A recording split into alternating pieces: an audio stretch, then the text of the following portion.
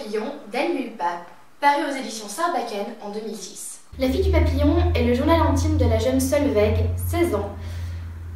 Elle déteste ce genre de cahier, mais elle le commence à cause de son premier amour, un garçon qu'elle appelle le monde. Petit à petit, elle va y prendre goût et va commencer à raconter les petites choses du quotidien. La relation avec sa meilleure amie qu'elle appelle Lani, sa relation avec le monde, les difficultés de discuter avec son père, l'absence de sa mère qui est décédée, la crise d'adolescence et l'arrivée d'une belle-mère. L'ouvrage est émouvant et prenant. L'amour y est décrit de façon encore plus belle que dans un conte de fées. L'auteur est adepte de métaphores et d'un style poétique qui rend le livre vraiment intéressant. Solveig se présente par exemple en disant « Solveig, 16 ans, aujourd'hui jour de pluie » ou « Solveig, 16 ans, aujourd'hui jour gris ». Et elle qualifie ses crayons de couleur, un cadeau de sa mère, de rescapés d'arc-en-ciel. Lorsqu'on lit ce livre, on a l'impression de parcourir perpétuellement les lignes d'un poème. C'est assez nouveau et rafraîchissant. Un exemple en est que Solveig, étant la fille de son père, le qualifie comme un papillon, volant d'une femme à l'autre avec énormément de légèreté, ce qui est une autre métaphore pour signifier qu'il est volage.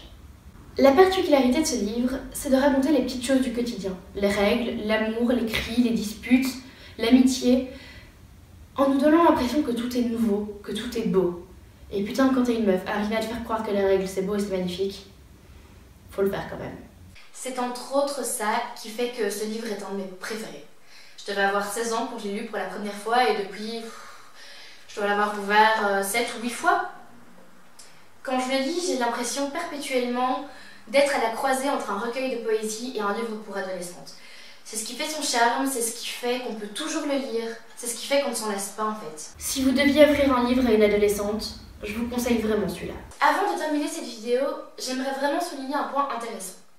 Au début du roman, avant même qu'il ne commence en fait, on a une liste d'artistes, d'albums nommés bande-son. Le fait est que je n'ai jamais réussi à lire le livre en accord avec cette liste. J'ai essayé 1001 combinaisons possibles, je n'ai jamais trouvé celle qui fonctionnait. Alors si quelqu'un parmi vous a déjà lu le livre, c'est si cette liste de musique va effectivement avec le texte, ou si ce n'est que la musique que l'auteur a écoutée pendant qu'elle l'a rédigée, dites-le moi, partagez-le moi dans les commentaires parce que j'aimerais vraiment savoir, ça m'intrigue énormément. Du coup, si vous avez aimé la vidéo, même si vous n'avez pas l'information, vous pouvez liker, partager, commenter la vidéo et pourquoi pas vous abonner à la chaîne. J'ai lu La fille du papillon d'Anne Mulpa. Ce livre est paru en 2006 aux éditions Sarbacane.